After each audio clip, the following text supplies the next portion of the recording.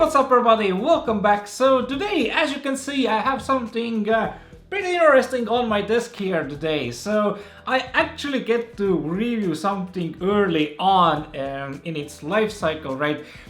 Typically it's pretty hard to get, brand new tech stuff sent here to East Europe, but today this has happened.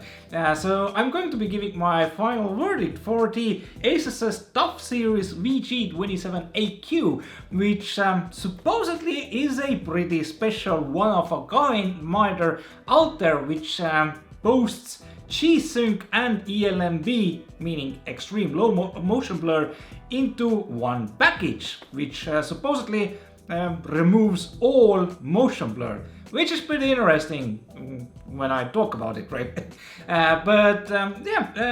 Check out some of the close-up shots that I've shot from this monitor, and after that I'm gonna talk a little bit more in depth about it.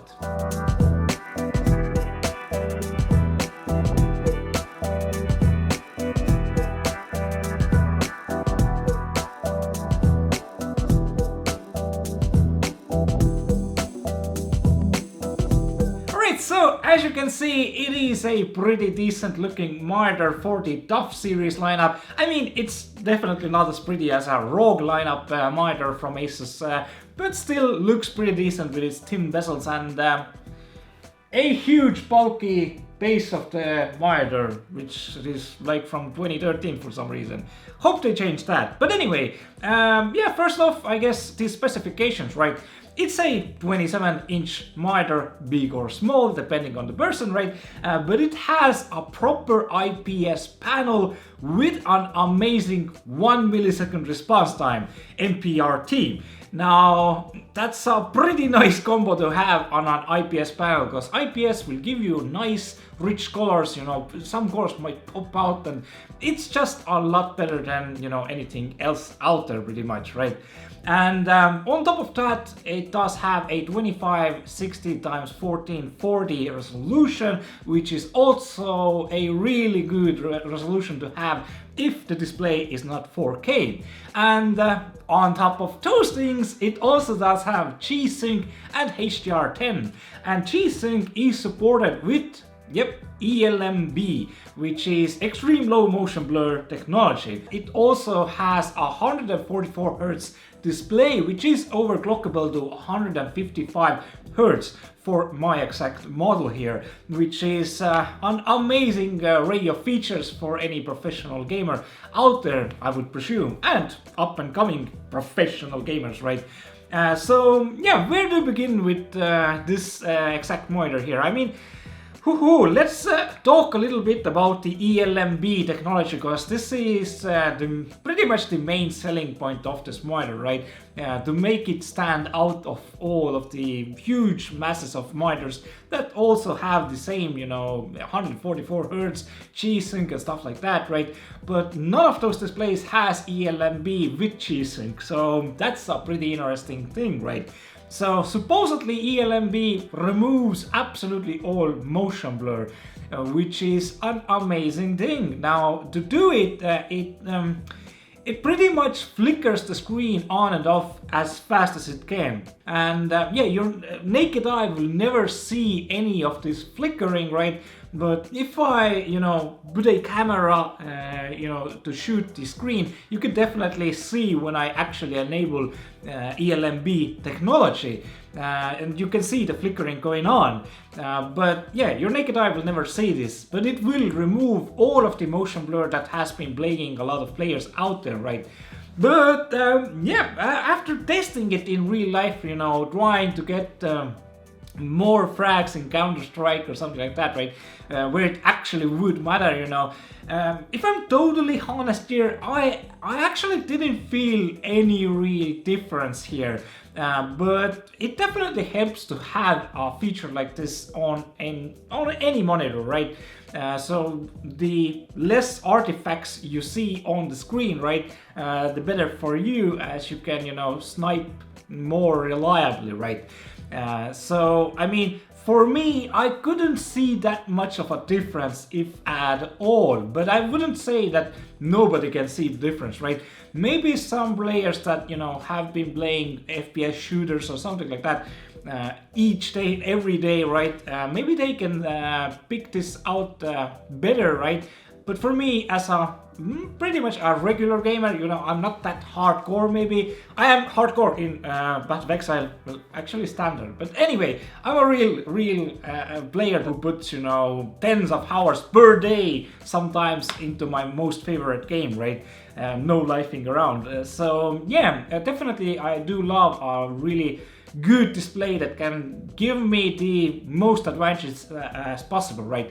But yeah, it's definitely not a feature when like going from a 60 Hz to 144 Hz. It's more of like going from a non-HDR to a HDR minimum display, which this is. This is a HDR10 display, which is the minimum rating.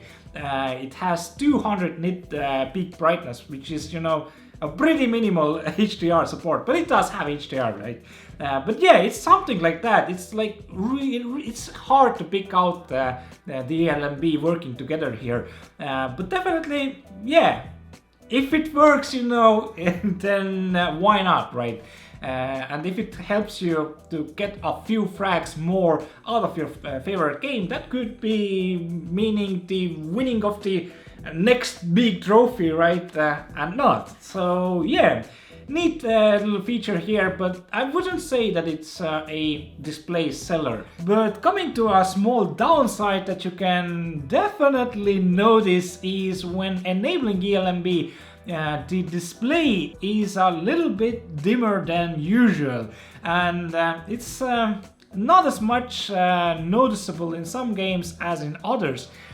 So in my own favorite game, Path of Exile, I definitely noticed the screen, you know, being a lot more dimmer than ELMB being turned off. So a lot more brightness when I didn't use ELMB, and yeah, enabling ELMB and disabling it, I really didn't feel any difference in my favorite game, Path of Exile, or yeah, well, in Counter-Strike as well, right? So I just kept it disabled. These are the things to consider when, you know, buying a ELMB supported display, right? So yeah, good work for some players out there, but maybe not for others. But anyway, yeah, this is my honest opinion and how I felt with the ELMB stuff. Other than that, you know, yeah, as I mentioned, the display's design is pretty nice, right? Really thin bezels, but yeah, they could, you know, improve the TUF lineup series monitor's base foot, right? It's a big bulky plastic metal base foot, right? Which is kind of looking dated with this monitor, right? So they could maybe take something from the ROG lineup and maybe make a triangle type, you know, stand for the monitor. But yeah, the stand at the moment here is pretty, well, it's nothing too special, right? It looks pretty bulky and pretty dated. But then again, you can swivel and, you know, turn the monitor into each position that you would ever, you know, need to, which is really nice. And quickly covering the ports, we do find two HDMIs, one DisplayPort, and a 3.5mm headphone jack. So pretty decent setup there. And yeah, on top of that, you know, monitor's menu is really well thought out here. ASUS is always doing a really nice job there, and it's controlled with a joystick style button to navigate the menu, right? And the menu is rich in all sorts of features that you can browse through and, you know, personalize your monitor through the menu, and do it really well and pretty easily. And of course, the monitor has low blue light technology and flicker-free technology as well. So yeah, a pretty wholesome monitor. And yeah, that's kind of going to be concluding my review here. I mean, it's a pretty decent package, right? It has pretty much all of the features ticked out, right? It has pretty much everything that you would want in a monitor, right? Although I'm just not, you know, too sold on the ELMB technology on this particular monitor. Now, I wouldn't say maybe I couldn't, see the difference a little bit better on a bigger screen or something like that, but yeah, for me, it wasn't something that I could, pick out and, aha, yeah, there's definitely a difference. I couldn't say that. But anyway, what's going to be my final verdict for the ASUS TUF VG27AQ? So I'm going to be giving it a proper 7.5 out of 10. And overall, I mean, it's a great monitor, right? Has a lot of features that you would want to see on a monitor, but HDR is just HDR10, the absolute minimum, right? And of course, ELMB technology, dimming the display too much is a bit of a downside for me. And yeah, the metal big bulky base stand for the monitor is also kinda, it just looks a little bit dated. And yeah, the price tag is about 500 euros, so it's pushing the limit there, but it does have GSYNC 144 to 155 and even 160 Hz model should be out there. So everything that HDR 10 GSYNC, it kinda justifies the price, but then again, at 500 euros, it's pushing the limit there. Anyway, that's going to be it for my quick little review here. Hope you guys enjoyed it. If you did, leave a thumbs up, and if you have any questions, leave them down in the comment section. And yeah, if you haven't subscribed, subscribe. And I'm going to be leaving the Amazon link for the exact monitor here in the description as well, if you wish to check it out. Anyway, thanks for watching. See you guys later. Ciao for now.